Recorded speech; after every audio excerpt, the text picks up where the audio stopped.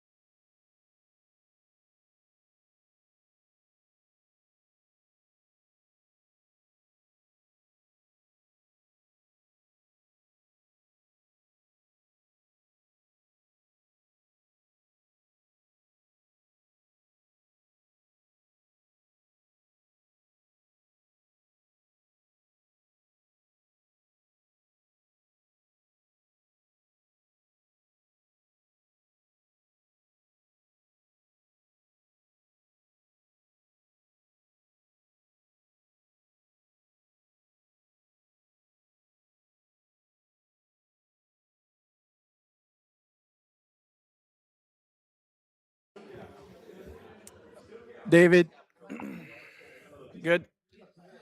All right. Good morning, everybody. Time is 9 o'clock. Today is August 27th, 2026. We're going to call this meeting to order. All board members are present and accounted for. If everybody can stand for the invocation and pledge. Dear Heavenly Father, we ask your continued blessings over Green Valley. Please give the wisdom and knowledge to the board members to make the right decisions to keep this company moving forward. In Jesus' name we pray. Amen. I pledge allegiance to the flag of the United States of America and to the republic for which it stands, one nation, under God, indivisible, with liberty and justice for all. All right. Public comment. I don't believe we have any.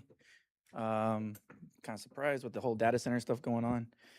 Moving on to item D, consent agenda. All items listed below are to be considered routine and non-controversial by the board and will be approved by one motion. There will be no discussion of these items unless a board member so requests, in which case the item will be removed from the consent agenda and will be considered an action taken as a necessary part of business. So we have D1 through D5. Does anybody have any questions, comments, or concerns? I'll make a motion to approve consent agenda items D1 through D5. I'll second. Okay, I have a motion by Mr. Sherman, second by Mr. Robertson. All in favor? Aye. Any opposed? The ayes have it. Moving on to item E, hear updates on the following items from GVHD General Manager, staff, and committee chairs. E1, employee recognition. Mr. Gage.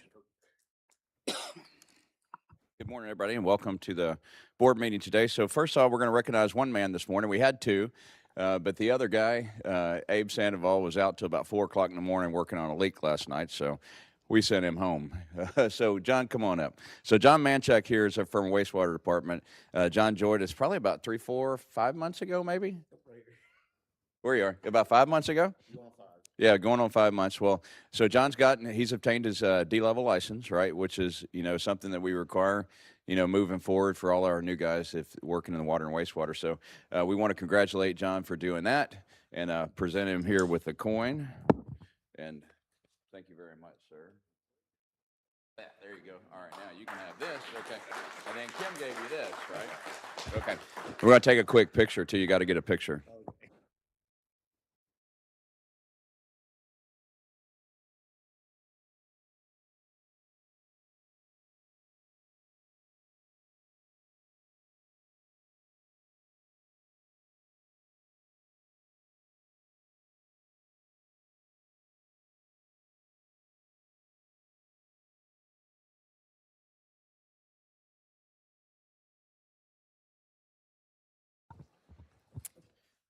All right, thank you very much, and They're congratulations. going back to work. Take a biscuit with you. Moving on to E2, business and operations, GM updates. Mr. Gage. Okay, not much updates for my board and my memo in the packet. So we have 59 employees right now. We still have 4 vacant positions, and we're working on filling those.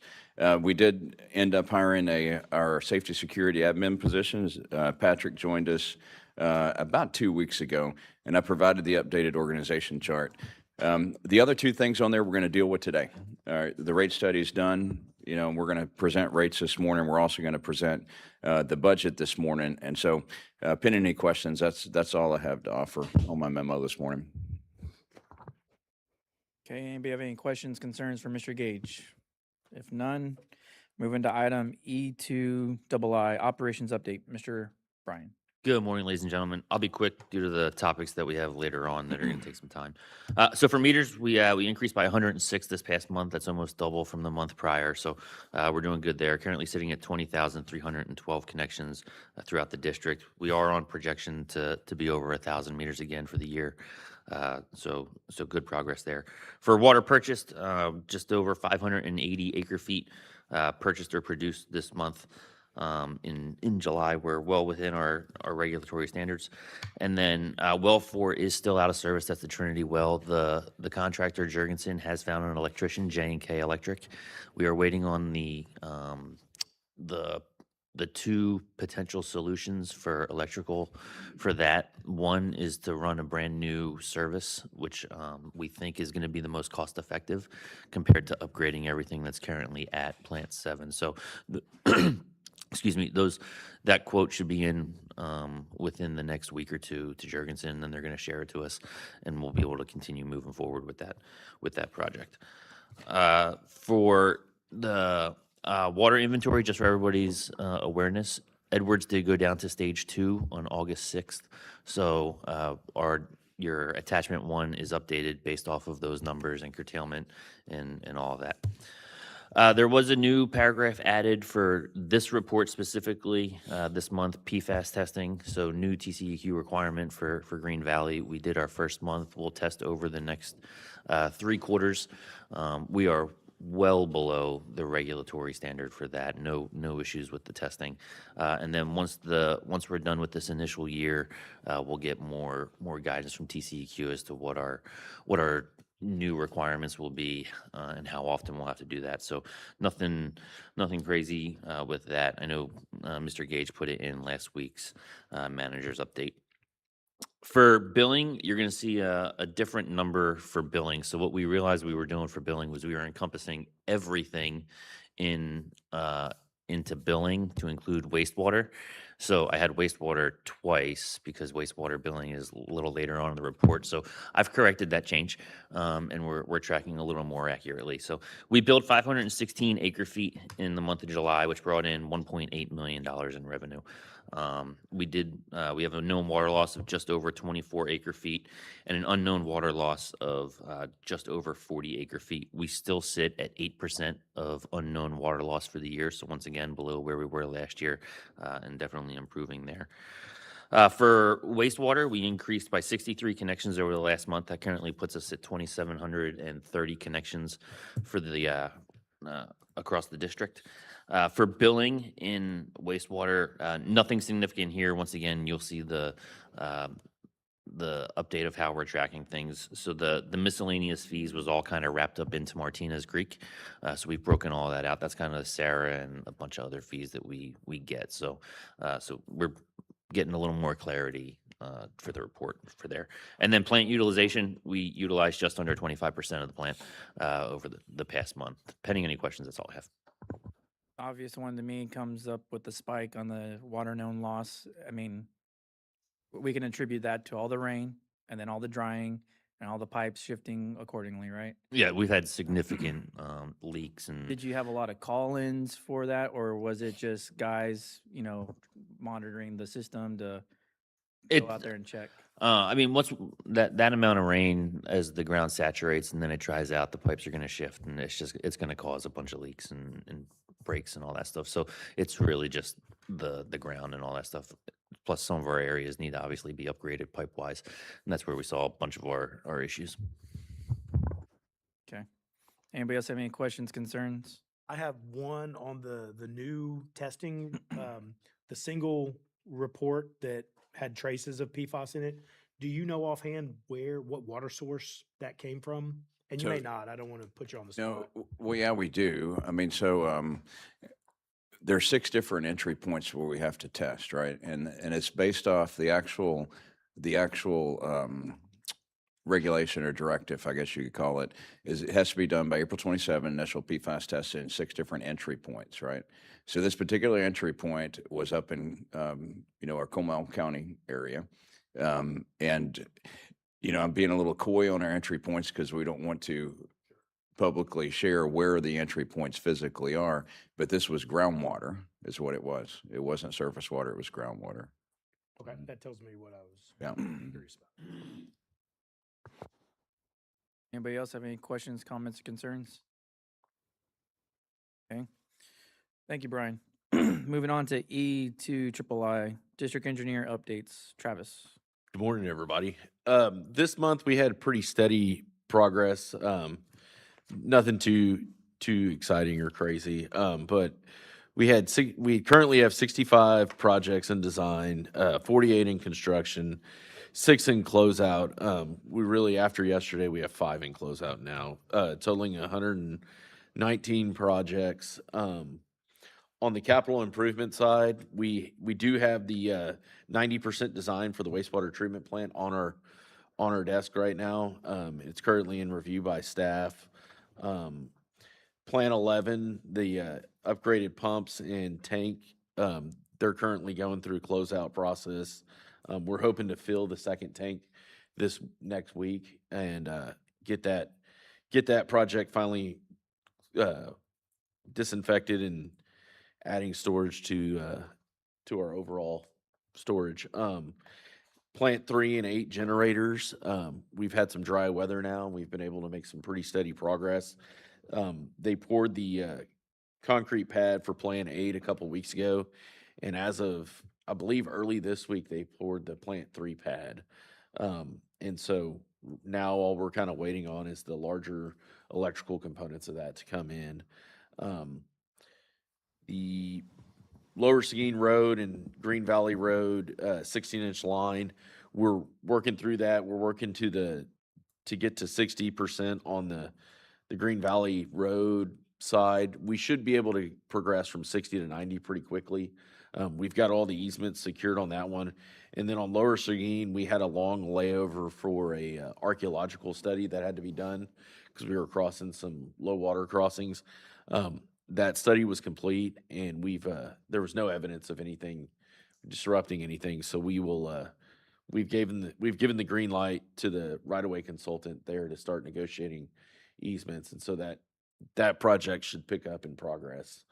But other than that, that's pretty much it on the engineering side. If anybody's got any questions, also, John, I did want to mention you had asked for the contracts we had on CIP projects for the engineering firms, and I've included that in the report, and we'll keep it in there going forward.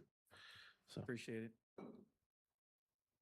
I'd like to dig in a little deeper. I think we've discussed you had the 90% completion yes, sir. for the plant in your hands. Mhm. And I'd like for you to go a little in-depth about the path forward, if we can, because Sure. I guess our next step is securing financing Yes, sir. and how we go, what our sources we're looking at. And after that, basically, what does staff need from the board to continue to move forward? Because I don't want us getting behind on any of these actions. It could, if we miss a deadline, it could cost us a lot of money. So we've got a pretty significant deadline coming up at the end of next month to apply for the bond and the Water Development Board funding. We have to get that in by the end of next month, and so we'll come next month to the board asking for a set amount, not a set amount. We'll ask for an amount that we're requesting. We could always lower that amount in the future, but we can't ask for more. And so what we're trying to pinpoint, we're going to go through the 90% design. We've had a value engineering meeting with the construction committee along with the design team on this 60%. The design team came up with some ideas. We'll discuss it a little bit further next week in our construction committee on the value engineering side. And then the staff will make our comments and recommendations to the design team in the coming weeks. We'll have a turn page, what we call a turn page meeting with them. So that'll accelerate the comment process. We'll provide them our comments. And then we'll sit down with them, literally turn page to page and go through our comments, make sure we're on the same page, and move forward with that to the, hopefully the 100% at that point. But from the board standpoint of what we need, we will offer, we'll come to you guys requesting to go out for bond money next month. And we just need approval and blessing to move forward with that. Well, and just refresh my memory on, during the Garber presentation, a date was cited about when they wanted to go out for bids. Yes. When we put it out. Refresh my memory, what was that target date? It's December of this year or early next year. Yeah, first quarter of quarter. next year. So Okay. we're hoping by the beginning of next So year. I just have it in my head that, okay, we're not I'm really concerned about not getting behind on this stuff, because getting behind can cost us a whole hell of a lot more money. Yeah, and that's the critical path is getting that approval next month. Because if we don't, we'll have to wait to apply in the next cycle, which will be 6 to 12 months. Yeah. And, That's and the you guys thing. recall how this works too. So we're going to come at you first. You're going to approve us going out for the application. This is not going to be the bond documents. It's not going to be the bond attorneys. We're not doing any of that. We have to get that turned in Texas Water Development Board. And so then once we go through that, then later on, we will actually bring the bond attorneys back. We'll do the bonds. We'll do all that. So this is the first step in initiating the funding with Texas Water Development Board. Yeah. Thank you, gentlemen. You're not actually taking the bond yet. You're just Correct. applying for it. Right. Anybody else? Questions, concerns for Travis? We're good? All right, moving on to Thank E3, CRWA Board Trustee Post-Meeting Updates. Ms. McDaniel and Mr. Sherman. So the biggest thing that we did at CRWA was approve the final budget. We've been working on it for 5 months, and I'm very happy to report that the budget only increased by less than 2% this year, as opposed to the over 18% that it was last year. So we did vote to approve the budget for CRWA. I will agree with that. That was the major item of the day. I actually voted no on the budget. I was unsatisfied with specifically the labor, what CRWA referred to as manpower. I could not get any answers out of staff as to how that figure was generated. After the fact, I continued to ask the question, how did we generate that figure? Couldn't get any answers, so the board president had to assist me, and basically, there's no rhyme or reason behind it. It was just a carryover from the previous budget item, previous fiscal year, that it didn't have any rhyme or reason. What I was looking for was a systematic process of saying, Britt makes whatever, $100,000, I make 100,000, Jerry makes $1 million, John makes 100, Bob makes 100. And we add those together. We add those together and have a I'll buy lunch. have a figure of the I would hope need so. of labor, right? And so I did some digging and got, everyone's actual salaries and did some crunching on, this is what everyone gets paid right now, and this is our need. And the budgeted amount was hundreds of thousands in excess of the need. General manager told me we're not planning to hire any additional staff in the admin, but we had a fair bit of extra meat on the bone in that labor item. So I was unsatisfied specifically with that one. However, the board of managers did a lot of work on it. The rest of the overall budget was very tight. The board president at CRWA is going to generate a compensation committee to review the salaries of everyone, which is something that needs to be done to get everyone. Phil, what's your term? Right-sized or right? I can't remember. Anyway, we're I'm going to sure it make was sure that the brilliant, though. salaries are correct, Yeah. and then we can make a subsequent Yeah. budget adjustment, hopefully to reduce in the future that line item. The rest of it was very good. I just didn't like that one specific line item. I'll chalk that up as a win. I mean, you got a committee out of it now, so people got to go to work. So and I'm justify that. So I'm attempting to wear that be in your appointed to cap. that said committee, and all the things I need or I don't need or another committee to work on stuff. But this is Yeah. pretty important to me. And so I'm hoping No. to be placed on that committee, but it hasn't been set yet. All right. Well, good luck. Well, and I'd like to compliment the work.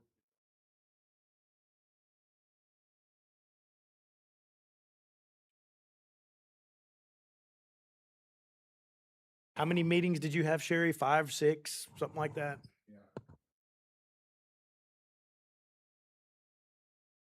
All right. Well, thank you very much for that update. We're moving on to CRWA Board of Managers post-meeting updates. So I'll be brief. The one thing I want to highlight, the Board of Managers memo is in there, and that's from, basically almost a month ago. It was on the 6th of August. But you guys need to know one thing, right? So the staff at CRWA did make progress with, up at TCEQ, and it's significant. And it's called the BIN classification, BIN. That means like a bucket, not an acronym, right? It's the BIN classification of what the treatment plant is in. Particularly, we're speaking of Lake Dunlap now, so our surface water treatment plant. Well, bin classification has to do with certain contaminants that's in the water, particularly Giardia and Cryptosporidium, right? And so what happens is when you commission a plant, you have to do a series of testing, and based on the levels of those things, Cryptosporidium and Giardia, they classify the plant as bin 1, bin 2, bin 3, et cetera. So it's like a bucket, right? This bin. So we're in bin 2. So bin 2 means it's an increased, have to do daily integrity test on filters. You have to pull them out. You have to backflow them, backflush them and everything. Because you're in a bin 2, you have to do more of that at a higher frequency. Once TCEQ establishes a bin level for a treatment plant, there's no way to unestablish it or move the bin level, right? There's not a procedural way to do it regulatorily. And so what they did was they've engaged up there, and this is a really good thing. TCEQ is amenable for us to be the lead sled dog in Canyon Regional to actually adjust the bin classification back to bin 1, because our Cryptosporidium Giardia has been so low for so many years. We're having to do more back flushing and DIT testing and all this stuff, which we shouldn't have to do. So the cool thing is, if we move back down to 1, that basically saves you 600 acre feet a year and about 11 man days of work. I mean, so the reason why I want to highlight that to you is because this is probably one of the most successful efforts that we've gotten out of our team up there in a long time. And it's really good because it translates directly into labor and cost savings. Now, TCEQ still has to follow through. And so if we can get this followed through, get the testing done, that was a good thing. I just wanted to highlight that to you because it is good work and something that's going to benefit everybody. John, I'd like to add, that's a good point, Phil. I have noticed a elevation in the effort of the staff that I've been dealing with at CRWA. So I think that's important to recognize. When there's opportunities for improvements, we need to talk about them. But also when there's successes, I've seen several successes, and Phil pointed one out here just now that I am seeing a better performance. So I'd like to say that out loud. Could be perhaps better direction. Yes, exactly. Take the wins. All right. Thank you very much for that update. Anybody have questions on that? Thank you. Moving on to E5, ARWA Board Directors post-meeting updates. Mr. Sherman. I failed to get Pam my agenda in time, but the biggest thing from the ARWA is we took action to allow the general manager to negotiate the final. We got 2 GMPs. As you recall, they broke this project up into 3 guaranteed maximum prices. The third one is not available yet, but the 2 GMPs that we received at once, we authorized the general manager to negotiate the cost. I will say at my insistence, we were able to get a reduction in cost of $2 million simply for asking. So I call that a win. We're still well over budget. With the estimate for the third GMP, I believe $224 million is the rough figure that we're including there. But it's more than we anticipated, but it's less than the initial cost. So it is what it is. It's the cost of new water. We will have a an agenda item in our October meeting where Graham Moore, the executive director, will come, and James will get to talk to him, which is always exciting. But he will come and ask for the additional funding for the overage and cost. The estimate and overage of cost additional funding was going to be $75 million. We're going to be able to, across all of the sponsors, we're going to be able to reduce that to the neighborhood of $42 million. And then the Green Valley portion of that is about $4.5 million.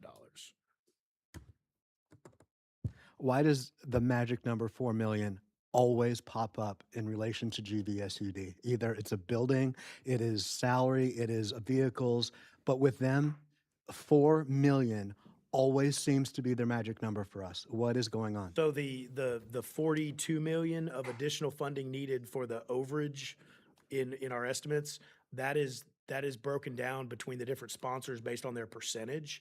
And so CRWA is the sponsor to ARWA, and then Green Valley and the other two SUDs have a cut of CRWA's cut. And Phil, can you quote About our 10%. cut? It's like So it's- 34%. It's almost 33, 34, Something like somewhere in that. there, yeah. So it's a just third. this great cosmic joke that It's just a everything mathematical coincidence. is going to be $4 million from them. A building, jobs, a budget overflow. It's always going to be 4 I million. don't ever anticipate the James because Hendricks of you. Memorial I just need to Building get right being with the affected. stars and understand that everything with them will be $4 million. Okay. If the building's 4 million and they're charging us for 4 million, Yeah. then I Do you not have see to the name it correlation? the James Hendricks Building. I Do, mean, do we not see the correlation here? keep it up, James. I see what you're saying, but it is truly just a mathematical coincidence. We need to in buy this some lottery instance. tickets is what we need Yes, to do. we do. All right. Thank you for that. Anybody else questions, concerns for Mr. Sherman? All right, thank you. Going to E6, committee reports. Does anybody have any questions, concerns, comments, or additions needed on any of those? All right, Mr. Gage, did you want to update us a little bit on your part? Yeah, so TA set update. I just got back from Austin. We had a great trip to Austin yesterday, and I've got a memo in the packet, and we basically where we're at is the association is really killing it, right? I mean, in my memo it states we've had 2 draft bills that we're working on.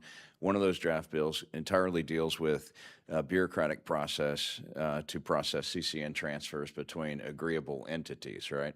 And what that bill actually seeks to do is put a shot clock on the PUC that if they don't have an agreed to uncontested CCN transfer executed within 60 days, on the 61st day it becomes approved as a functional law, right? And so that kind of streamlines some things, and it's really for situations where you have agreeable entities.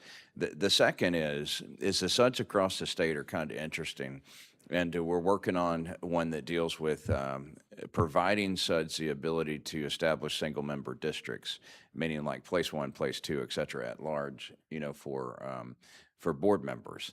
And so those are the 2 that we have going. Yesterday, in our meetings yesterday, we've actually come up with 4 more. We have a total of 6 now that we're wanting to work through this next legislative session. And the details of some of those we should probably take into executive session to talk about those things. But in terms of a trip report yesterday, we met with Chairman Harris as Chief of Staff. We thought we had an audience with the chairman himself, but his schedule changed, so we met with his Chief of Staff, which is still very good. And we met with, we spent the afternoon at the Texas Water Development Board. And, the last meeting we had was with Director Ashley Morgan, and there's some new faces on the Water Development Board, which is good news.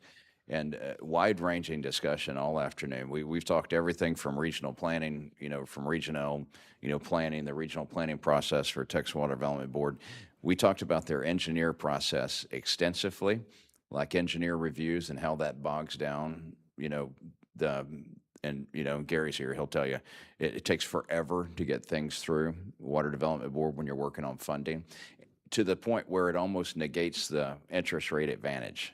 Because it costs you so much more to get it through there in time. It's just one of those things. So we discussed that extensively with 2 directors. And we're actually going to provide back to them some information on how we see their process. Because Director Morgan basically said, hey, I've asked my staff for a flow chart of how these things go. And she asked, I still haven't gotten it yet, and we're like, well, we'll give you a flow chart. What's going to be cool is we're going to be able to show her how we, the users of the system, see it working. And then she'll be able to compare that to what the staff gives her. And I think we're going to start moving the needle, right, with Water Development Board. So great trip yesterday. Focus was on, the House of Representatives and then on Water Development Board. And then the specific bills, we need to kind of lay those out in executive session for you guys. If you'd like to do that today or another day, it's fine with me. But a good trip yesterday. All right. Any questions, concerns? We'll talk about the rest in executive session. All right, moving on to item F. Accept certification of unopposed candidates and adopt the order calling for cancellation of the November 3rd, 2026 election of the 3 directors. So this item, we have no other candidates. All the incumbents who reapplied Yep. went unopposed. So at Yep. this point, we are good to go to keep the family together. I'll That's make right. a motion to accept certification of unopposed candidates and adopt order calling for cancellation of the November 3rd, 2026 election of 3 directors, also stated in Spanish. All right, I have a motion by Mr. Sherman, second by Mr. Hendricks. All in favor? Aye. The ayes have it. No divorce. All right. Moving on to item G, review and approve the new rates for fiscal year 2027. Mr. Gage. The slides. All right.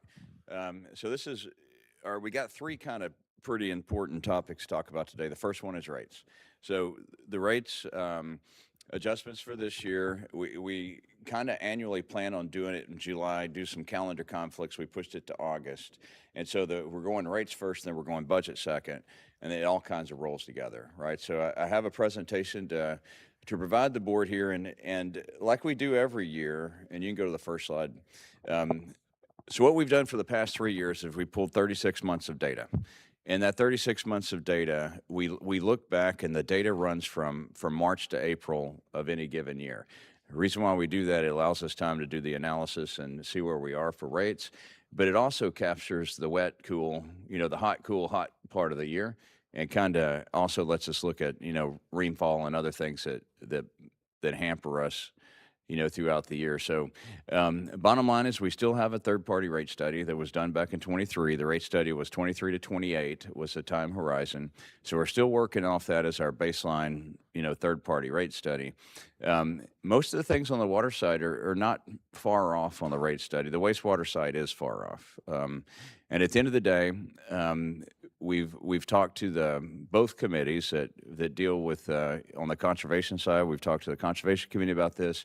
We've talked to the Finance and Investment Committee a couple of times about this, and I think even the Executive Committee's looked at it too. So y'all kind of all know where we're going. So staff is going to, at the end of the day, we're going to recommend a course of action that provides a 0% base rate increase, a 4% volumetric rate increase, that is progressive, meaning after the first couple of tiers, and I'll explain this, it goes up a little bit more. And this is something I talked to Water Development Board about yesterday. They said, hey, do you use a progressive rate scale? Absolutely, we do. And they were happy to hear that, by the way. And then on commercial, an 8% increase across the board and a 4% wastewater. So that's the option we're going to present, and I'll just kind of take you through the why behind we're recommending that. Can you go to the next chart, please? Skip the agenda, go to the current environment. Okay, this is just our rates. It's hard to see. This is what they are today. I mean, it's just put it in there for completeness. Go to the next slide. Okay, this is what's driving our cost this year. We've done some, as we were just discussing, we've done some good things with CRWA to hold down a cost at CRWA. That's our main cost driver, is our wholesaler, primarily CRWA. Some other things have happened. We do purchase water from GBRA. GBRA went from $193 per acre foot of raw water up to $202. So there is, some increase there. But looking at the national trends on inflation, this is what's driving everything across the board. This data is from the Bureau of Labor and Statistics. And the takeaway is that water and wastewater, and this is just the data for water and wastewater, is driving at about a 4%. That's where we think it's going to end up. It's a 4% inflation rate. It says up there in the first bullet, it's been tracking, 4.9 to 5.1%. We all know that the inputs are what's killing us. I mean, our fuel costs have gone way up, primarily on diesel, and we operate a lot of diesel equipment and trucks. So all of that fuel cost is rolling up into it and is driving a lot of other sectors up. We think at the end of the year, we think in the second half of the year, it'll probably settle out about 4%. That's the projections, but we're outpacing what would be called core inflation, right? So in all those numbers down there, if you're really into numbers, the base year is 1982, 1984. That's 100 equals 100. Everything else above that gives you the percentage, change of inflation, if you've ever looked at that data. But anyway, that's what it is. This is the primary cost driver. So later when I say we're going to recommend a 4% increase, we're tagging it to the 4% increase of inflation that we're seeing nationally in this sector, right? That's what we're doing. Next chart. So the next two charts I put in kind of new this year, and this is, not to drive any decisions, but just gee whiz charts. There's an inverse relation between rainfall and usage. There just is. And this chart just absolutely shows that. Rainfall being the bars and the line being, the usage in gallons. And this was 25. So y'all remember in 25, we had a pretty big wet event there, but it quickly went away, for the remainder of the year. And then if you go to the next chart in 26, again, we've had a very, wet year. And you've been seeing this month to month in our revenue projections, and you see it on our finances that we're actually using less water. And I think there is a heavy correlation with how much rain we did get this year. And so, but we're in a dry period now. So, I mean, it's picking up very significantly. I just put that in there just to show everyone there is an effect, to revenue and usage as it moves forward. One thing I want to highlight on the next chart is our population shifted. And I think this is very interesting. This is the 25 chart from last year. The majority of customers last year was in the 5,000 to 10,000 gallon band, and they used about 7,100 on average gallons. Interestingly enough, go to the next chart. This year we slid down, right? So 5944 of our customers used 3503. And then we still had 5690 using the average of a 7,066. And you really, okay, so I've been trying to think what is that attributable to? I think it's attributable to two things. I think the wet year has something to do with it. I think some of that went down because of, the people are using less water because it was a wetter year. They weren't watering their yards, to be honest. And then I also attribute it to the type of development that's coming in. We do have a lot of, smaller homes and things like that moving in and using water. So it's kind of interesting. We just shifted down. Now, the people at the top of the tier are at the top of the tier. They haven't moved. They haven't budged a lick, right? So you had 75 last year, 76 this year. Yes, sir. I'm sorry to interrupt you. Yes, So sir. the top three categories from the two charts, all three of the top categories have increased. Yeah. 1111 to 1304, Yeah. 408 to 454, and then 75 to 76. Yeah, they have. And some of this is too, like, so these are averages, right? So this is not, if you total that up, you're not going to get to, our number of connections because everything's an average because it's about the only way you can do it. And so, but you're exactly right. I mean, number of connections has increased over time. But anyway, it's just interesting that we went down. We'll see how it goes next year. And it could be, some of this could even be a result of how if we've done our rate structure. We would hope so, that, encouraging conservation with some of the steps that we've taken is also working, but it's hard to say.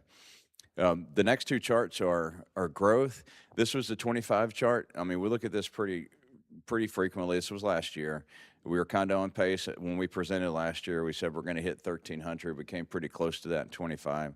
The next chart is 26. So this is this year's data, where we're tracking in this calendar year on both sides. Water, I mean, our projections are pretty good. Wastewater has gone up and down, right? So the red line is the 22 projection. The yellow line was the 23 projection. The green line's what's actually happening. And so we're getting up to the point where the two lines are going to meet in terms of new connections on wastewater. I still believe once we add the Clearwater plant on there, things are going to change completely. We're going to have a lot more wastewater connections. This is not only on Santa Clara anymore. So anyway, so that data has been bouncing around, but it's growing steady with what we've been seeing between 5 and 6%. There's been no change there. Okay, next chart. Okay, we're going to get into the actual next chart. All right, this is from the last rate study that was done. And so last year, just to refresh you, we did not do a base rate increase last year, but we did do a tier 1. We used to have 2,000 free gallons with your base rate. We took that away, and we added the 0 to 2. That makes sure everyone using water pays for every gallon that they use, and makes it more fair across the board. So we did that last year, and then we also did the thing with the tiers, where the tiers became more progressively higher. When the rate study was done in 2023, they were recommended that we do an 8% increase in water this year. Well, that's unnecessary for some other things that we've done. So we're not recommending we do with what the rate study said 3 years ago, based on that. The next chart is just the wastewater side of things. The wastewater, last year we did an 8% in wastewater. The study was recommended that we were only doing 3% in wastewater. Well, a lot has changed, obviously. We did the 0.5 expansion. We took out that bond, and we're about to move forth with the 1.25 expansion in the next year or so to get that going. So they recommended 3%. We actually did 8% next year. And, you'll see our recommendation is going to be 4%. But this is just going back to the rate study that we had done third party and pulling it forward, just comparing what we're recommending with what their study was recommending. Go ahead, next chart. Let's get into it. Okay, so here's the cost. And there's a couple of things on this one. So you have, the blue is 25, the gray is 26, and the light blue is 27, right? And then wastewater's down there at the bottom. What jumps out at me really quickly is, we were talking about CRWA direct cross previously. Look at that difference between the big tall blue line and 25 and the 26 gray line, just under direct water and wastewater costs. I mean, that's massive. That was CRWA. That's what that was. And if you look at the direct cost between, the gray line and the 27 blue line, so it's much, much different, right? I mean, we're much lower percent change. It's dramatically, you can see that. And then on the center cost, our general cost that we projected for this year, I am happy to say we've gone down, 3 years in a row. We have driven down general costs that is not directly related to water or wastewater operations 3 years in a row, which I think that's something that, I attribute to, us paying attention to what's going on and making sure that we get the most bang for our buck.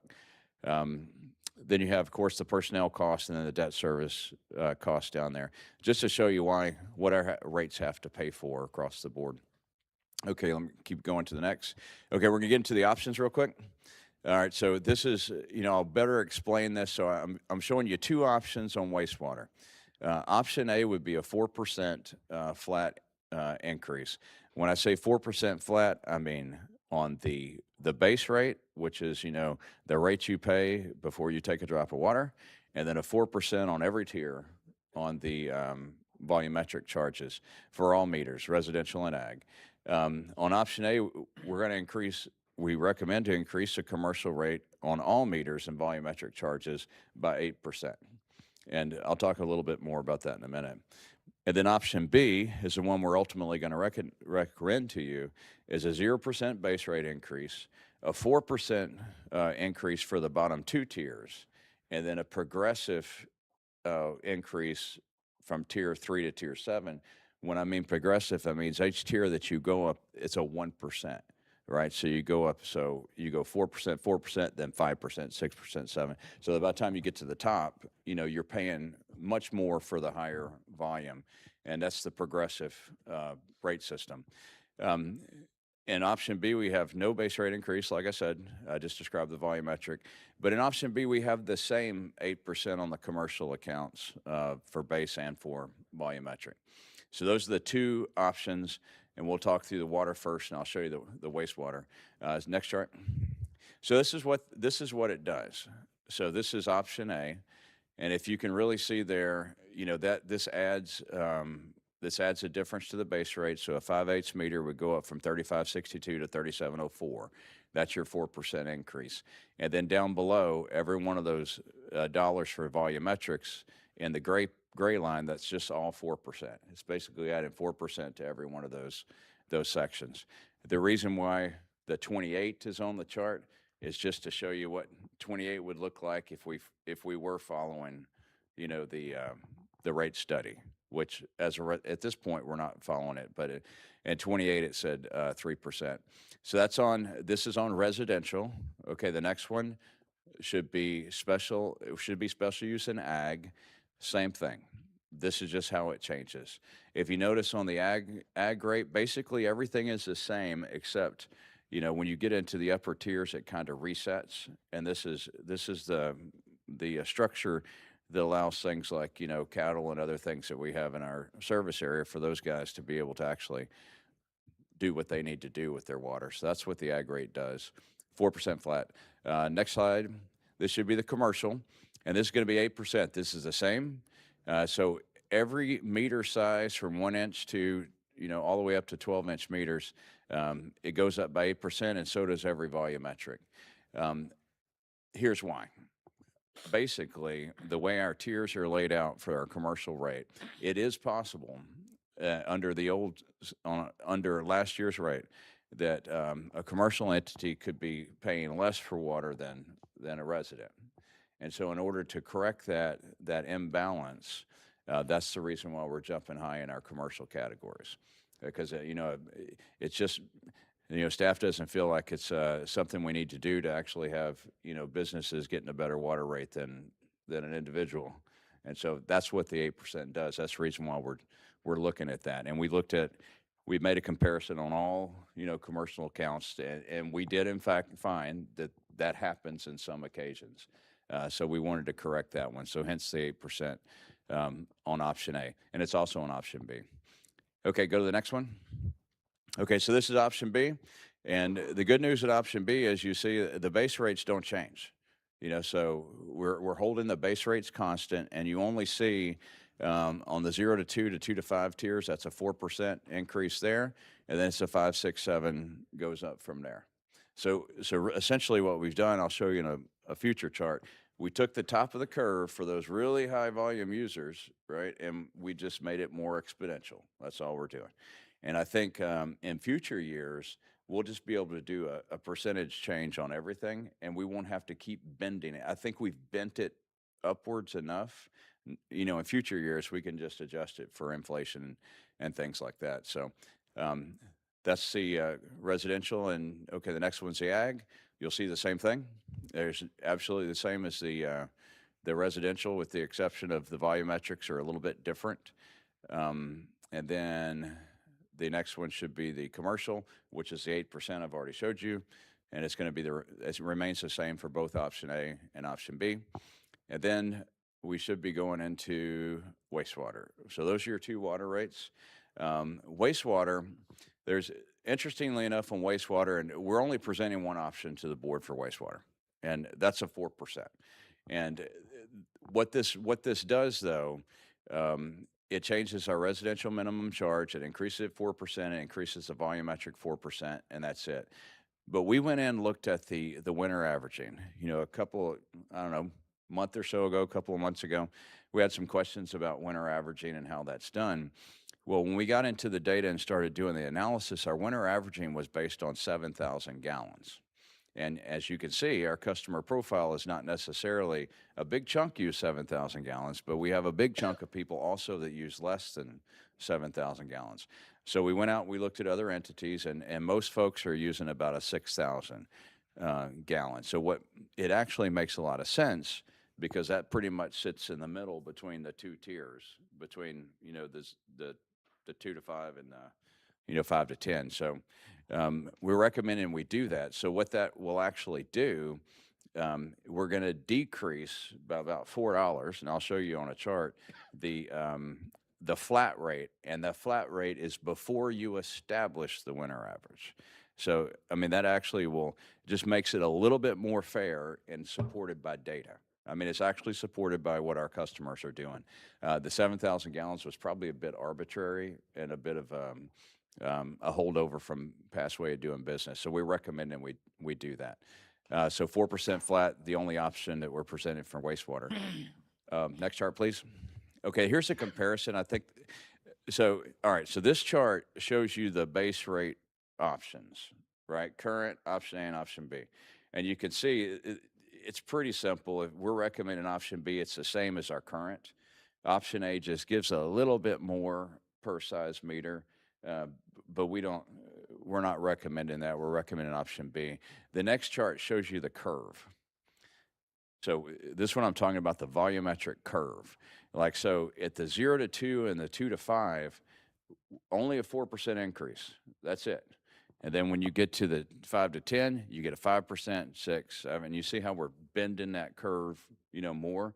And we're doing that to encourage, conservation, right? Because we have to produce more water to utilize it at that rate. And so that's what it actually does visually. And that's what I'm talking about, bending the curve. That's what I'm talking about, that curve right there. Okay, next chart. This is, I probably should have started with this chart because this is what it means. So I took an average bill for 3,500 gallons and 7,000 gallons, which was, as you remember on our profile, those are the two main groups. So for somebody using 3,503 gallons a month, their bill is going to go up 53 cents. So that's pretty decent. So what we're doing is those folks that are doing consuming or over consuming water, they're responsible. We're not the bill is not punishing them in any way, shape, or form. The folks that use an average of 7,000 gallons, they're not getting a bad deal either. So about $1.55 will be their actual dollar figure change in their bill. And I did it at both of those gallonages because that's where the majority of our customers sit. Down below, the comparison for wastewater, on that flat rate, by dropping to 6,000 gallons, we actually reduce our flat rate by $4.57, which is good and it's more accurate, I believe, for what our customers actually use. And then a customer that uses 3,503 gallons, their sewer bill is going to go up $2.22, and then for 7,000 gallons, it'll go up $3.29. And that's the actual effect on what the rates would do to our average customers. The next chart is the comparison with how we stack up with everyone else. And this is just, a quick comparison of water and wastewater across, just some folks. And I say this every year. This chart is a little bit unfair because every district and every municipality is in a different situation and things cost differently. So you can't ever really compare apples and oranges, but that's where we sit amongst our neighbors, not our competition. We don't have competition, but we do have neighbors. So this is kind of where we sit. We're to the far right. Okay, next chart. And then finally, I'll just give you the recommendation. So we are going to recommend we go with a 0% base, 4% progressive volumetric, 8% commercial, and 4% wastewater, which would be known as option B for the water rates. What we're going to do is we're going to post whatever the board's decision is, what option we choose today. We'll have it posted on 1 September. It'll hit the bills on the 19th with a notice that it's changing. Rates are effective 1 October. Those rates, that billing cycle won't come out till October 19th. The first time you'll pay the higher rates effectively is really in November. You won't really pay it until the November bill. So we have plenty of notice time. We'll place it on the website. We'll send it in the bills. And then next month, we'll come back and update our operations policy that has the rates in it. And then the final thing is we believe, talking with our financial advisor, next year sometime, we probably need to start doing an RFQ to have a third party come back in and do a rate study. I'm not necessarily, I don't like that myself. I would prefer to do it myself, but financial advisor recommends that we have a third party look at it when we go to bonding and do some other things, that we have a third party look at it. So it's about time we do that. So maybe late 27, going into 28, we'll put out an RFQ and do a rate study in 28. I just want to put that on the board's radar. We're not asking for you to do that now, but we need to think about that moving into 28. So pending any questions, we'll be happy to answer them. Next chart, please.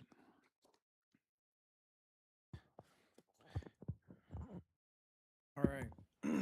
Well, based on everything we've heard, great presentation.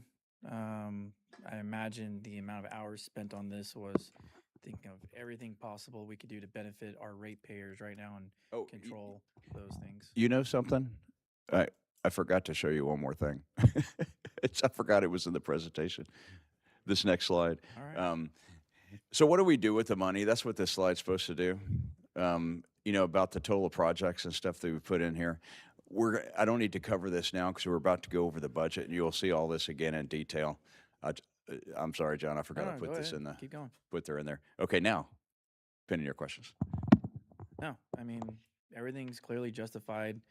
You know, I to add to this real quick on how we're fiscally managing our costs to the ratepayers, you know, we're being as frugal as we can. Like you said, expenses have gone down. Personnel, yes, we're growing. So overall, I think when I ran the audit through an AI, it showed a $2 increase per amount of meters, per amount of customers. So we're holding pretty strong on what costs we can control on our end. Obviously, cost of inflation, materials, goods, fuel, we can't control that. So, Finance Committee, do y'all have any comments, concerns on this stuff? So this presentation, he presented this to us at our last Finance Committee last week, and we reviewed it, and the Finance Committee recommends approving Plan B. Okay.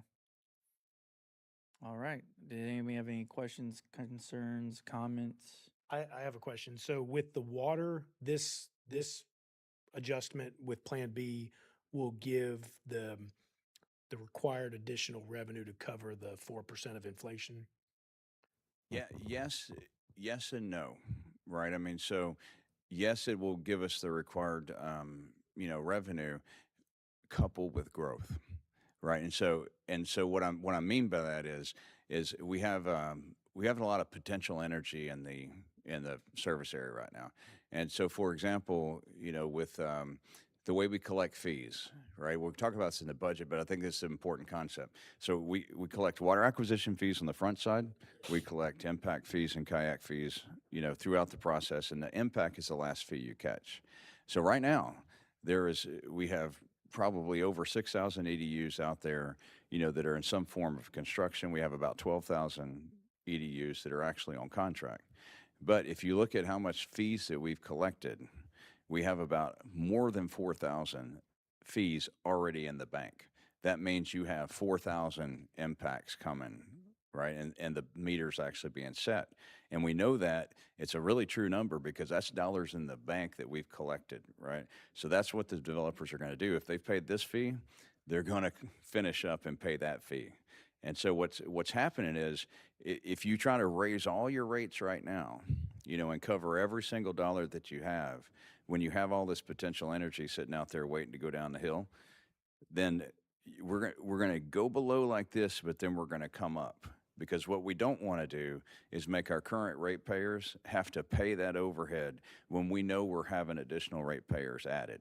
So the solution is dilution, if you think about it, right? The more ratepayers that there are, the lower you can keep cost. So right now we're really close, and we're going to keep it just like that, and we're going to be a little bit under on operational, but we're going to come out of it. And what I can tell the board, honestly, if you just drive around, the reason why I say potential energy, we're like a rock sitting on the top of the hill, and it's about to start rolling downhill. And when it rolls, I mean, we'll be picking up meters and sewer connections just like left and right. And it's just a function of how much development that's going on out there. So, I mean, it's an important concept to think And about. I think that kind of speaks to my second question on wastewater. When we did have New Gen in, whenever that was, one of the questions I asked the fella Yeah. Was, does wastewater pay for itself? And the answer was no. Not yet. And I asked him at the time, well, how much would we need to increase to make wastewater pay for itself? And it was double digit year over year, unreasonable. I don't think 4% gets us there.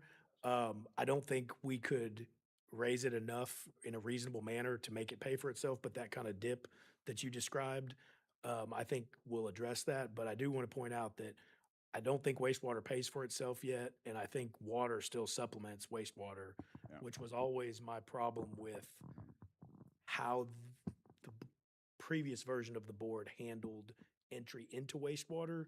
And so I would like to get past that dip as soon as possible. We can't do it this year, but it's important for me to be consistent year over year with my concerns, which are always the same, is wastewater still doesn't pay for itself. And looking at this board, not a single one of us can utilize the wastewater system, but part of our water bills fund the wastewater, and that's consistent in the makeup of the rest of our system. So I wouldn't mind doing heavier on wastewater this year, but the committee has reviewed this and staff has reviewed this, and I'll be comfortable with the recommendation. But Well, to that point, we've raised the kayak fees as maximum allowed to handle that. And as an organization, company, I did have that same concern, how water is subsidizing wastewater, yet as an organization, the CCN responsibilities, the health of the company in itself entirely, it's just managing the debt obligations and making sure everything is flowing correctly. The problem with wastewater, you're exactly right. So are we covering wastewater? Wastewater is covering its cost right now? No, it's not. We're using operational reserves, to make up that balance, right?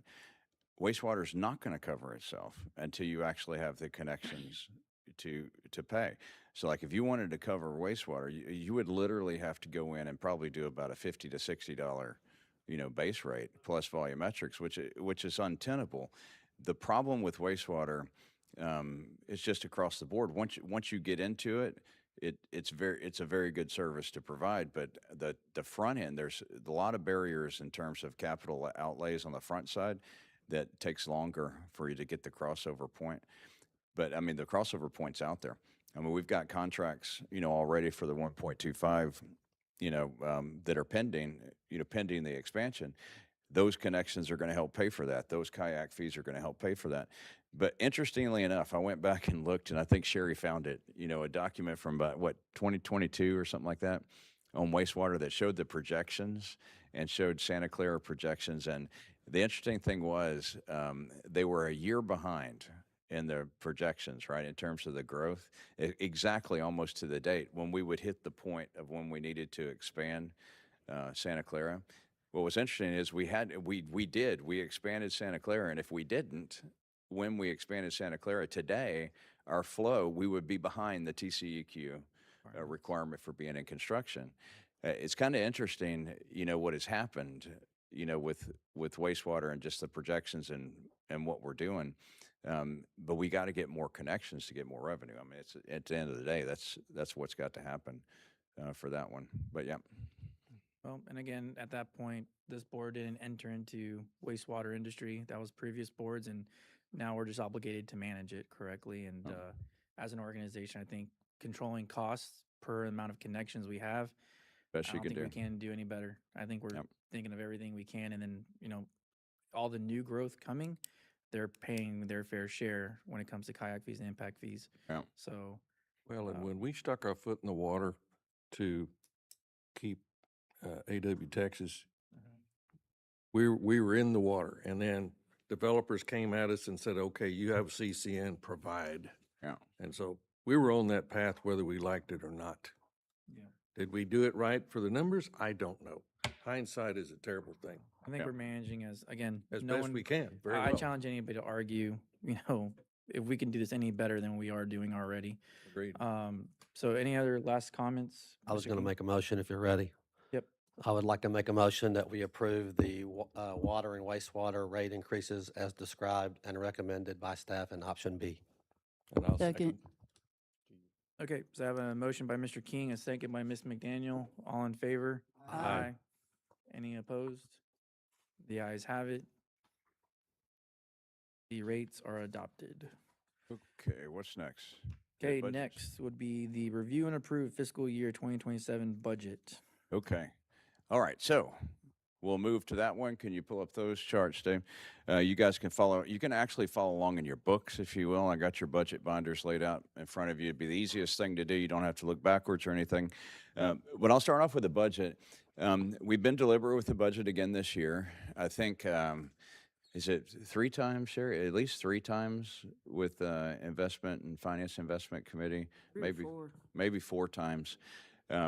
So we've walked through this a number of times with the committee, and essentially, in my memorandum on the front of your book there, it just hits some highlights, like 30,000-foot highlights. So this is what's really going on. Our growth and projections are remaining pretty steady. That's what's happening. In 26, we saw a huge influx of capital revenue. It was almost an unexpected huge influx of capital revenue because all the developers paid water acquisition fee. Water acquisition fee went pretty crazy in that account, which drove our revenues up significantly. And then our costs, though, in this budget, as different from the previous budget, our inputs were cheaper. CRWA primarily is the biggest driver of that, and you'll see that kind of reflected in these numbers. That's going down. And then the rest of our projects that we laid out across the board, we'll talk about those, in detail in the presentation. But finally, this is just sitting on top of the economic outlook. We talked about it in the last presentation about the 4% increase. You're going to see some of that reverberate through. This budget is what happens with the cost of doing business.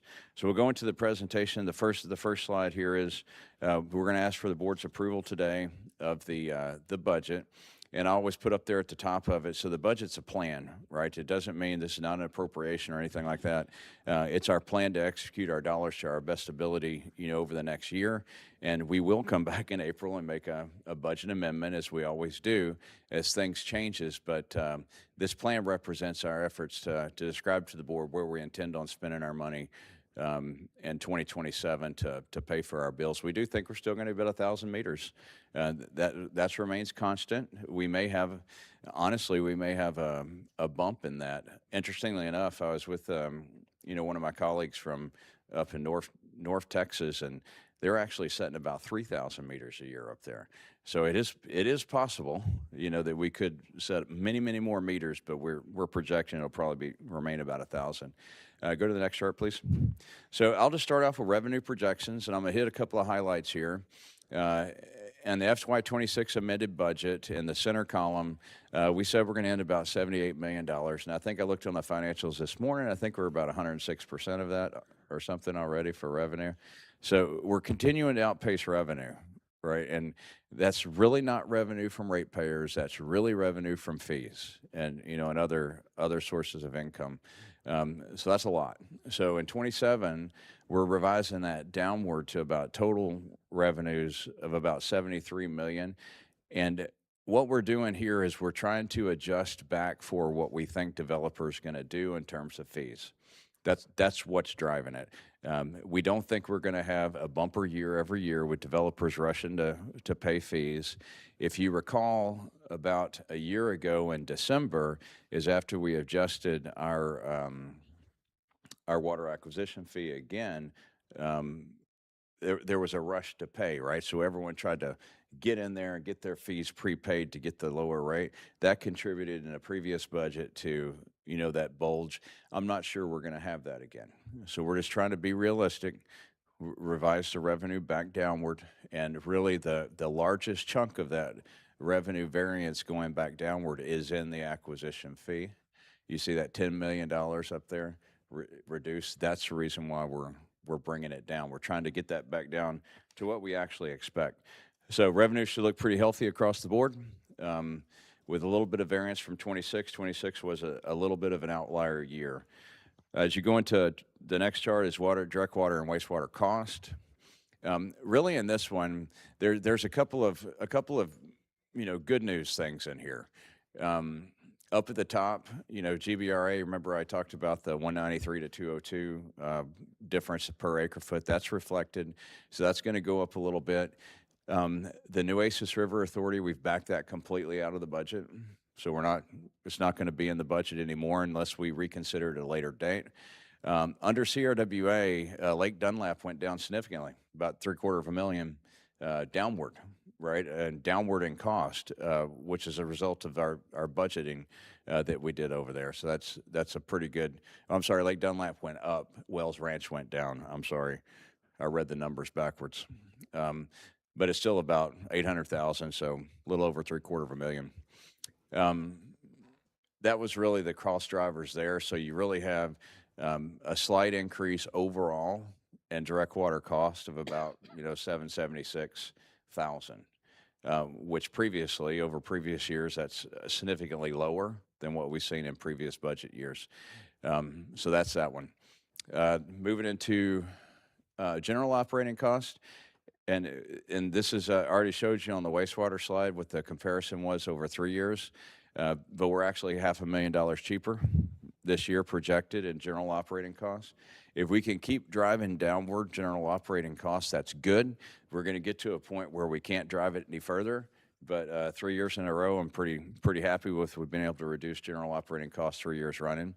So that's a pretty good deal. The next chart is, I believe, the personnel expenses. And in this one as well, what we're doing for personnel this year, we don't have a dramatic increase whatsoever. But we did take the aggregate budget based on 63 employees, and we added about 4% to it. That does not translate into everyone gets a 4% raise. We've already started our review process. All of our pay increases are merit-based. It'll be based on their review that's happening next month in September, and then we'll apply it accordingly. We did have some different changes for the life insurance and training and some other things. So that number is purely not salary, by the way. I was just talking about the salary and the wages, and that's how we arrived at those figures. Other than that, that's personnel expenses, and then now we get into the capital budgets. And I think this is, go back. Yeah, there you go. Capital budget. So this year, we're going to put out quite a bit of money on capital and our also Green Valley, funded items. There's some interesting things that I need to point out to you when we walk through those different categories. The first one is, the capital budget impact fee, kayak fee funded CIP projects. And this year it's $11.4 million is what we're gonna do in that category. Non-construction capital, we're actually doing some modest equipment purchases, but that number is 15 million because that 14.5 under buildings and building improvements, that is your Clearwater plant. That is the Clearwater sewer treatment plant, which is fully funded by the developer down there. We have to stick it somewhere in the budget to show it coming in, but that is not our dollars funding that, but it's making that category look really, really big. I think you had James's eye twitching on a building number. Makes that category look really, really big, but that's not us. And then you go down to the water distribution, sustainment, restoration. We do have, in that figure, we do have some, is it in that figure the capital budget for the TxDOT? It's in that one, the sustainment and restoration. Yeah, that number is really big because sustainment and restoration is because we have some TxDOT projects that we have to do, because it's a relocation, and those are reimbursables. So it's going to come back into the budget at a later date, so we have to budget for it. That's why some of those numbers look really skewed and big, but there's reasons for all of it. Next chart, please. And we're gonna walk through what those are now. So this is the capital improvement project budget for this year, 11.4 million. And as you see down at the bottom, there's something called grant funds, $21 million. So we've applied for a grant with Texas Water Development Board, along with 696 other applicants across the state. That's correct. There was $1 billion that was allocated for this grant program. There are $6.9 billion requested. And so the Water Development Board's going through the 600 and some odd applications to see who actually going to get the grant awarded. We have got a really, really, really, really, really high possibility of getting it. because we presented the Plant 9 project on Cibolo Valley Road, which included 100% design, environmental complete, elevated storage tank, ground storage tank, complete rebuild of that facility. And it's shovel ready. We could go send it to bid tomorrow if we wanted to. So we think that we are high on the list in terms of a shovel ready project is what they've asked for. And so high hopes for that one. So what we did was we put that project on there, and that's a $20.63 million project. We showed the grant funds coming in, and if we do not receive those grant funds, and we don't know the answer to that test right now, we will come back and amend how we're gonna pay for it. And if we don't get grant funds to pay for it, or we get a lesser amount, we have the ability to split that project into a ground storage tank project, elevated storage tank project, and still fund it through our impact fee. It's still impact fee eligible, but we may just take it down, if you will, in a little bit different method than doing it all at once. Cross our fingers, we should know in October if we get that or not. So we've accounted for it in the budget as if we're going to get the money. If we don't get the money, we'll come back in the amended and make the adjustments necessary. So that's that one. Those are the projects. So for this year, the most eye-popping one is the Plant 9 because it's the $20 million, but that's the one that we applied for the grant funds with. The rest of them are just projects that we have scheduled to get finished. Okay, next chart. So that's big difference there. Okay, the non-construction capital, it says 15.69 million on this one down at the bottom, and just right above it, you've got 14.5, for the Clearwater. I mean, that's what's driving it. I mean, so that number is really not that big. We do need to police up some more equipment, and that's in the vehicle and equipment category.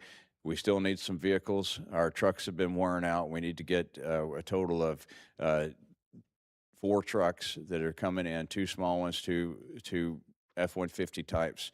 Quotes are in your binder. And then we need a couple of trailers. Our trailers have worn out. We have overused our trailers, so we need to purchase a couple of trailers. And the last item on there is an aluminum panel trench box. And as you know, we're trying to get our safety stuff much better up to standard. We don't own shoring, and sometimes in the middle of the night we need shoring. So we need to get us some shoring for our men working out in the field with doing excavation. Under IT purchases, we have the ERP upgrade. We've already pulled the trigger on that one. It's in progress. We just have to keep funding as we go forward. That's what that's for. This is the ERP that's going to give us the backbone, that's going to give us with the direction that we want to go to have a better integrated system along with our AMI improvements, et cetera. We're damn near to the end of our AMI switch outs. That's that next category of that gets that project completely done. Not much more to go on it. Inventory is meters. So by far the largest outlay of capital dollars for non-construction that we're doing is meters. It's $500,000 for meters. Everything else pales in comparison. But that just supports growth. When we buy meters, we buy 1,010 at a time because that's the break point where you get the money break with the supplier, right? And we know we're going to use them, right? So we know we're going to use them, so that's how we do it. So in essence, that $15.695 million is actually, you subtract it from everything else, we're actually spending about around $1 million total, in other things, meters, which includes a small amount of equipment that we need to purchase and our IT stuff. The rest of it's completely Clearwater. So that's the odd one. Okay, go to the next one. Okay, this is our water distribution and sustainment budget. Just so you guys are tracking, I don't know if we've updated you, but in McQueeney, we have on Happy Haven, we have self-installed a new 8-inch line and fire hydrants. That was part of that top project. It was to improve the water distribution system in McQueeney. We completed a bunch of that. We have a little bit more to go. We're going to take that same 8-inch line the west of the way down Happy Haven and install some more fire hydrants over there. That one's going well. We've got the Plant 8 generator in there as well. That's part of the package that Travis has got working already. And then the 3 TxDOTs. The majority of this budget, again, is TxDOT. It's the 725 water line relocation, the I-35 water line relocation, and then the I-10. So those 3 things together are a considerable amount of that budget. So it says 7.7. it's going to come back to us. Yes, sir. Do you know offhand, are those 100% reimbursable or 75 is? So one of them, I believe, is 100% reimbursable, and I can't 35, yeah. But 725 and 35 Nexus, yeah, they're about 85%. There's some betterments in both of those that, we seize the opportunity while we have a contractor there. Vast majority of those three projects. vast, is yeah. Correct. And, Yeah. in your binder, I think, I don't know what tab it is in there, but, Travis has included the actual, the text dot worksheets. You're familiar with them, right? So he's included that into the budget where we arrived at the figures. Okay, so that's water distribution and sustainment. We're going to keep chugging on this, but we're going to outlay $7 million, but a fair majority of that, 80% of it or so, will come back to the district for those 3 text dot projects, which makes this category look like we're spending so much more, but those are reimbursable to some extent. Next chart. And this is our water sustainment. This is all of our plant cost. These are the things that we need to do to the plant up and down. Way back a long time ago, and the committee remembers this, Plant 4, right over on Klein Road, our original estimate that we had for that thing was upwards of $500,000. When we actually got an estimate in from a contractor, it turned out to be that it's only $258K to get that tank recoated. It's the tank that has looks like it has some sort of algae or something growing on the outside of it, mildew or something. Tank looks bad. It's got the wrong old logo on it and everything. It's time for it to be recoated. So bottom line is I had taken it out of the budget. I think one of our first meetings, I said to the committee, hey, we're gonna set this aside to next year. Things are getting a little bit too expensive. But then it came in at such a good price. So we took the quote, which is about $258K. We've added a little bit to it because we don't know the condition of the top hatch of the tank, if that needs to be fixed. Well, we already have a quote for that too. It's about another $20,000. So we put $275 in the budget, but that actual quote is in your binder as well. So that's a change that we're doing. The rest of these things are relatively inexpensive. Inexpensive cost is just upgrades that need to happen. Plant 7 and 8 are where our wells are located. So that's our Edwards wells and our Trinity well. And just the last bit of work that we need to get there. So the major cost driver on that one as well is Plant 14, which is Homestead. And so the reason why we have $1 million tag on the Homestead is that is I won't go into it too far, but we have some litigation that we're working on with Homestead. We are probably going to have to outlay around $750,000, to actually get it fixed. And then we're going to seek to get that back in any way, shape, or form that we can, as Shannon and I work together with that one. But that's in there, right? So that's not necessarily, an improvement project or something. That's something that we must do based on a mistake that was done in the construction of that facility. I just want to point that one out too. Anyway, so that's water plant sustainment restoration. And I think, let me see, what's the next chart? Okay, bond payments are pretty much constant across the board. This is for our principal loans. And then next chart. Okay, this is just kind of like the bottom line chart. So this all categories together, revenues, expenses. At the end of the day, we are budgeting. We think we're going to come out about $133,000 ahead. It looks really crazy against 26 amended budget, really crazy. In 26, I think in our original budget, I think we're going to come out about, 500, 250 or something like that, K. But it didn't happen because we had that strange revenue influx, right? So we're about normal, back to where our budget should be looking, where we account for most of our dollars coming in.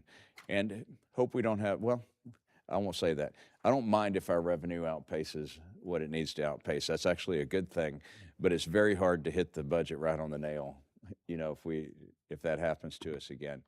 So that's the budget summary. Okay, next chart. And that is it, and we'll ask the board to approve this budget. I will point out that the packet that you're looking at now, your book, We've included all the quotes that we've used to build the budget. Those are not actually the final quotes, but we like to have a piece of paper to work from.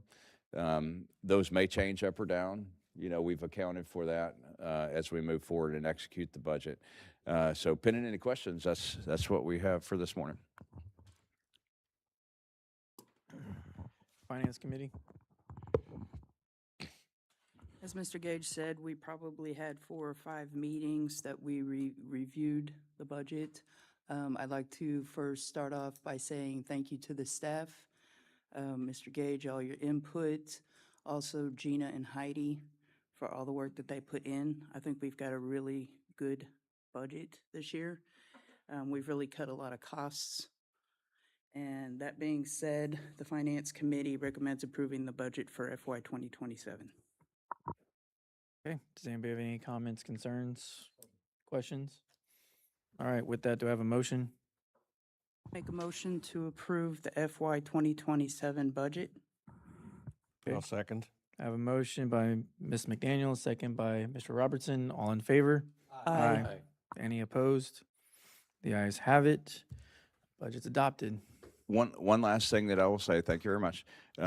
What we want to do, we have a goal of turning this budget in to get an award. We were not able to get it to this point due to the other work that we had going on. But it is our goal to see if we can achieve it, to get this put together in an annual report sort of format and submit it to earn a budget award. And if we could do it, if Gina doesn't kill me, we'll try to do it by September. If we can't do September, we'll try to do it by October. And if it's just untenable, we'll do it again next year and see if we can get that done. But that's a long-term goal in terms of the budget. Just want you guys to know that. Well, I appreciate you guys controlling cost and putting together such a great packet. Thank you. All right, moving on to item I, review and approve operations policy updates.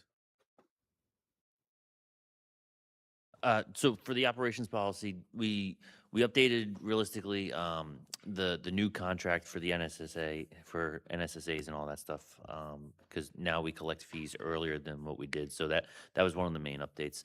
The other ones were realistically from the business side of the house, explaining leak adjustments and how that process actually works, and then going more in depth on winter averaging and how that works. Really just kind of shoring up some administrative stuff. We'll have another ops policy update next month with obviously the new rates and all that stuff. And then there's a few more just minor administrative things that we'll update that happens every year. But those are the big adjustments in the ops policy, and they're in the packet. Every with the memo, and then the document behind it is exactly what went right into the policy. So, pending any questions. And I would add to Brian's report, so we met with the executive committee and talked about these things. I took the executive committee's guidance on a couple of the topics, and we've made those corrections. The acquisition fee language update, I did not talk to the committee about that one. It's really a rudimentary update that we just need to make. And it talks about the timing of our fees, because the way we're doing our contracting now with our NSSAs, we've changed our water acquisition fee timing to where it's a time-based event and a date-based event, not a trigger event that let's say the other party would hold the trigger, i.e. when they turn in their plans is when their fee is due. So we're making it to where we can better project revenue. So that's the one thing I didn't talk to you gentlemen about. I just want to make sure that that I pointed that out. The rest is as we discussed. Okay. On I see Shan's listed on there as well. You've reviewed this and everything you're happy with? So, it's I think it's working well. I just want to add one. I think it'll work fine. And basically, it was prompted by some issues that arose. You know, we had certain customer questions, and we wanted to address those, and we wanted the staff to have clear guidelines in order to consistently treat all customers going forward, and to give the customers notice that this is how it would work. So that was kind of the impetus on it. And on the acquisition fee issue, it's a notice thing. We're not trying to ambush developers. but we are trying to be able to have more certainty as to the timing of revenues, and that'll do the district a lot of good. in the I long will run. say the current version of the staff has guided us well. And unless anybody else up here has questions, I'll make a motion to, let me read it, approve the operations policy updates as presented.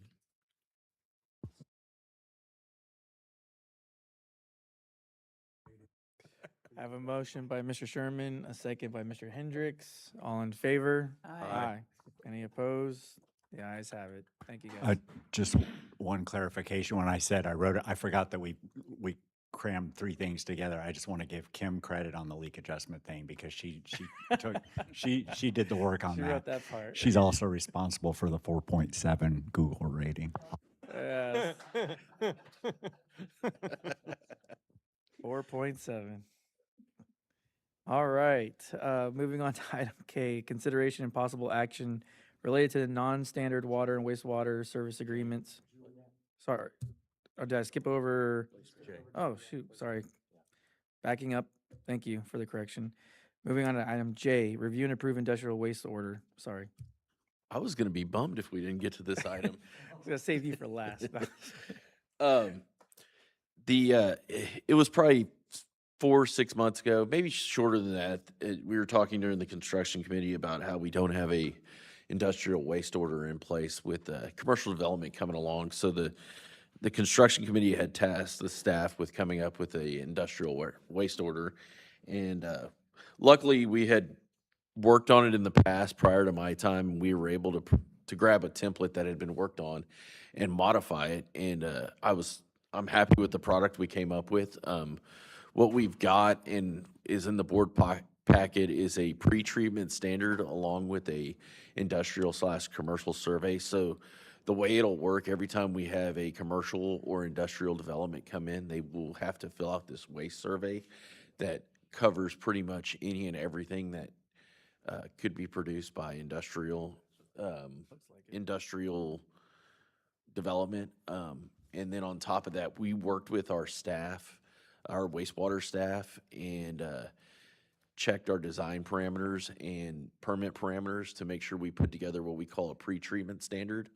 And so we've built these guidelines and standards for what kind of waste has to be discharged into our system, and then what we could treat. And we've added in those treatment standards limits, and if those limits are not met, there is a penalty that goes along with that. And so this is just a way for us to protect ourselves on our permit side and make sure that we get the correct discharge.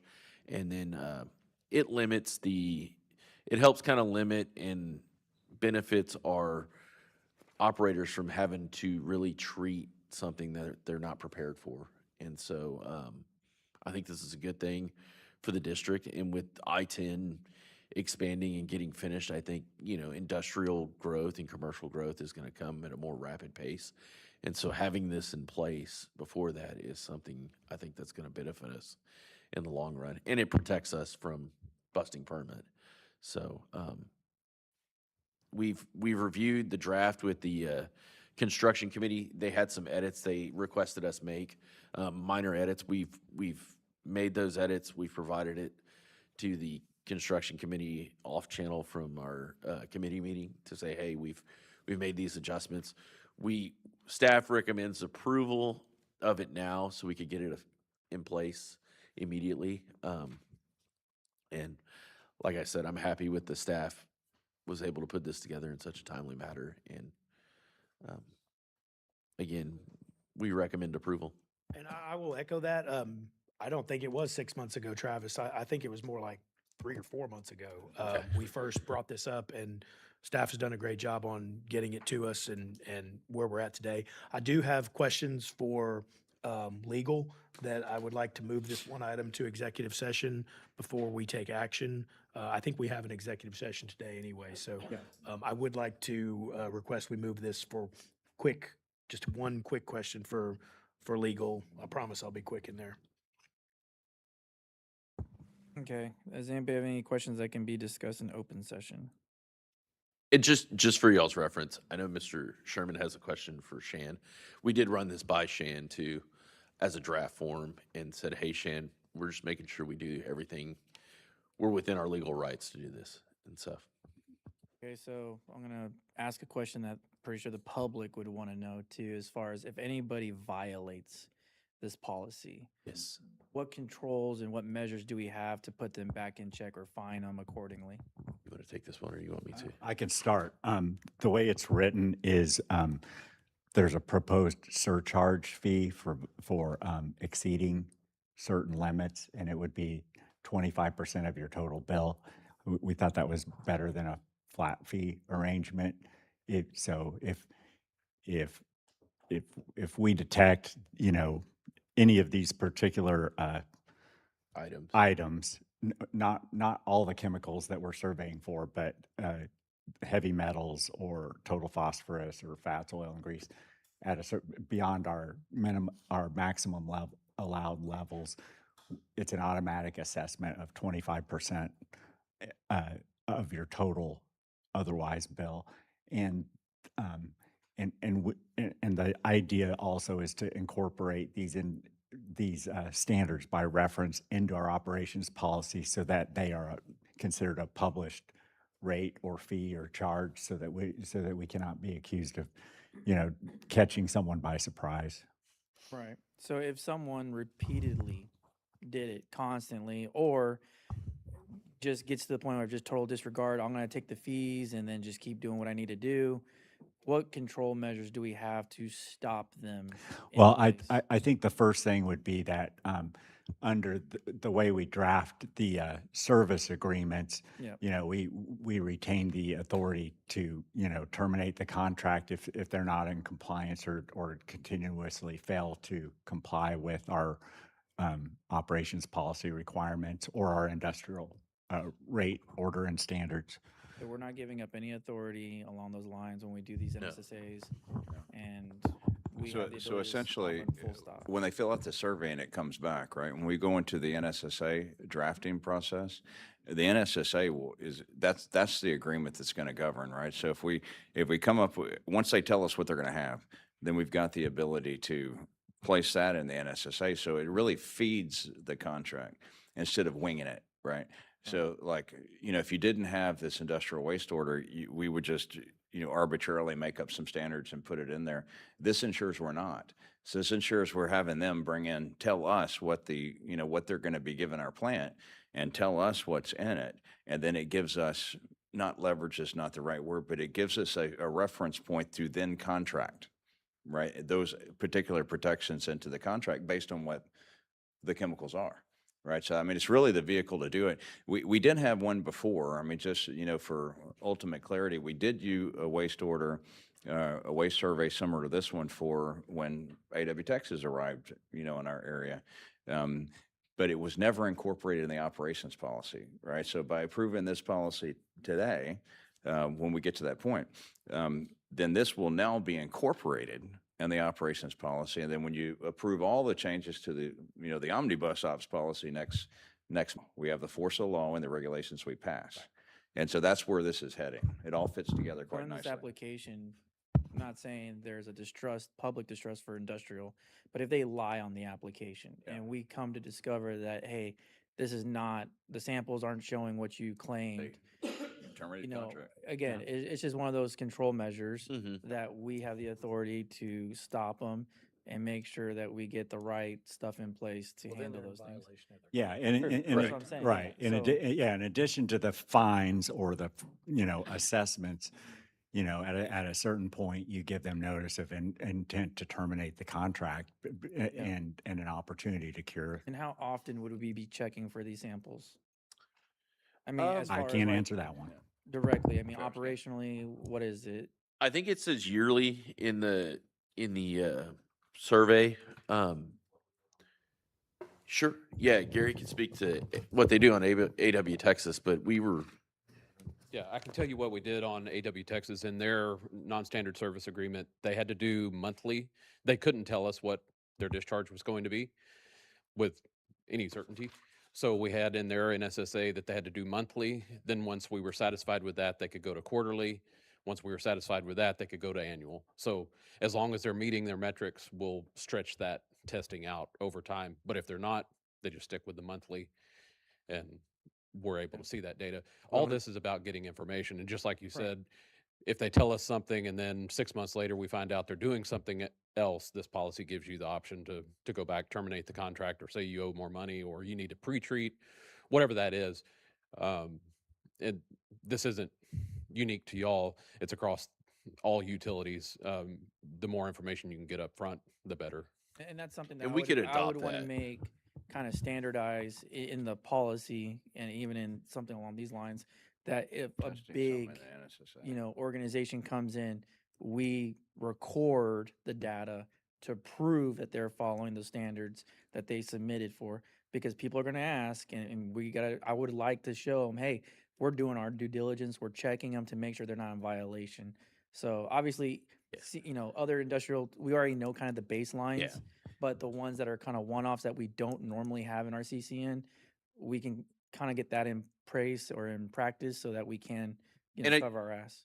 I think it's good to set limitations of what we can treat and Mhm. have that out there to where, you know, if somebody comes in and does a feasibility study or is looking to purchase property in this area, they know the limitations they have to reach before it gets to us Right. and what we could treat. And we're not scrambling trying to figure out what we can and And then cannot they need do. to, you know, self-treat Let's go to back that to the- extent, and then understand Yeah. the financial burden that they're going to put themselves under Correct. when they're in their own design process.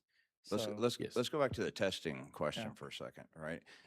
My preference would be is the non-standard service agreement would control, and this is what I mean. We get the survey done. We clearly state there is a surcharge. There's these other things, right? It's a matter of policy.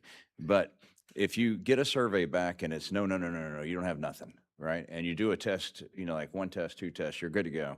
Then you don't have to keep doing it. So it depends on what the actual, you know, I, effluent Yeah. is from their facility as to what dictates what our testing regime would be. right. I And would so, have some you see what I'm guidelines, saying? you know, for certain So the types of contract would companies. control. Yeah. Because if you come back and you have some very minor little things, we may only require one or two tests to confirm. And Yeah, and I would leave it at something, staff's yeah. direction to Mhm. say how many tests and how often. Yeah. But I don't know. I mean, is it something that we need to have in place, like standardized? You will I- test No, this I amount don't- for every That's what I'm type, saying. or- I don't think so. Okay. Because there's a big difference between, you know, manufacturing some things and there's differences like. Warehouse tilt wall. Yeah, I mean, you wouldn't want to just Right. create not arbitrary, it's not the right word, but a standard testing regime for every one of these, because you'd just be wasting time and money. And, you know, at the end of the day, an agreement's between two people, right? So the other side is True. going to have to they're agree gonna to have to agree to it, too. these terms as well. So we'd be reasonable. You take the input, you come up with a testing regime for that particular input, and then that's in the contract. Right. It's not in the policy. As See I what I'm saying? remember too, and Gary, you and Nick were the only ones involved with this. When we first turned up AW Texas, I don't remember what the chemical was, but we did find one. I don't think it was phosphorus. I can't remember exactly what it was. Yeah, that's correct. It's actually the wastewater staff. Claire was the one that identified that. They did testing, and there was it was a phosphorus limit, and it was from their solvent that they were using for cleaning parts. They Okay. changed the solvent and came back in Right. compliance. So, I mean, in that case, I think they were the only operation going to It the was. plant at that time. Yeah, that's correct. Yeah, they had high phosphorus. But that's part of the thing is having it in the contract where that testing is on them, not you. Right. You can go do your own independent testing, you know, at a manhole or something, but put that routine cost on them to prove that they're complying. Should we have a minimum for the assessment? Because I'm just going to spitball and say, what if I am an industrial business and I'm coming in at 30 EDUs? 25% of my bill is nothing. So if I have extremely high phosphorus, yeah, we could shut them down, but 25% of my bill is going to be $20 because I put in high phosphorus. Shouldn't we have a baseline minimum, say $5,000 or $10,000? If you come in at high phosphorus, $5,000, we don't care how much water you used, you put in too much. Because there are some businesses that are going to come in at really, really low EDUs that potentially have a very high chance of, I'm just going to throw out chromium, have a very high chance of dumping chromium into the water, should they do things that they shouldn't really be doing? And we're going to hit them with $25, and you guys have to promise not to do it again. These companies are being bankrolled by companies that make billions. So even a $5,000, I mean, look at back in the day, Microsoft was soaking up a $20,000 a day fine from the federal government because it was just cheaper for them to do that. If I'm getting a $25 fine for my Chromium and it only happened like once, maybe twice a year, it's no big deal to me. I don't care about 25. I really don't care about 5,000, but Well, I think it would go That's back what to the I'm saying. NSSA and the damages that Yeah. are impacted that we'd have to treat and serve accordingly to get that into the correct baseline needed for discharge. I honestly think that the termination remedy, potential remedy Is the more damaging only one that really works because I don't think we could sit here and come up with a deterrent if they were determined not to, not to attempt to comply.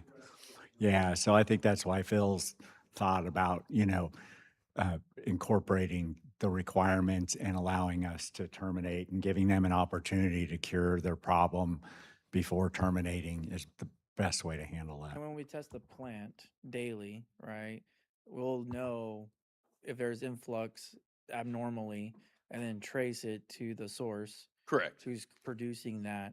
So it's not like we're not actively monitoring, right? Yes. But troubleshooting later on, we can figure that out. So, Correct. all right, let's keep this moving. So, does anybody have any other questions, last minute rounds? No? Okay, let's get a motion. Well, we were going to Oh, pull we're it gonna into take the Yeah, I was gonna executive. take this Sorry, to- Yes. executive. Yes, To answer Thank Mr. you. Sorry, Sherman's I'm over here question. rushing we over could, here. if we could come back Yes, to this we'll item. come back to this one then. All right, so moving on to item K, consideration possible action related to NSSAs on K1 FM 725 C-Store Water Non-Standard Service Agreement.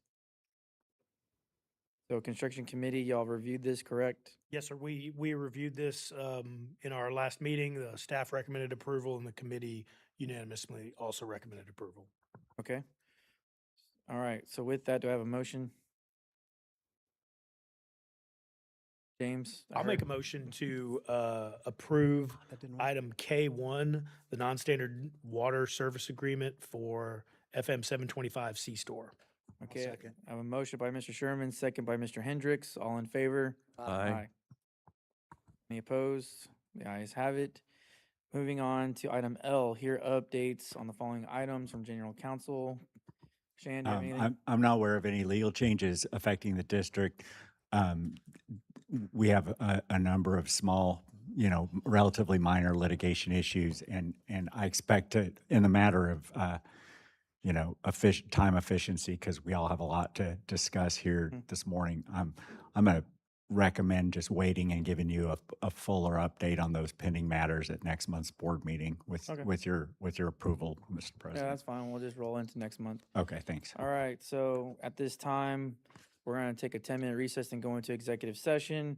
We're gonna take item J, M, N, and O under Texas Government Code Section 551.071, 551.074, and 551.076. Time is 10:47, and we'll get.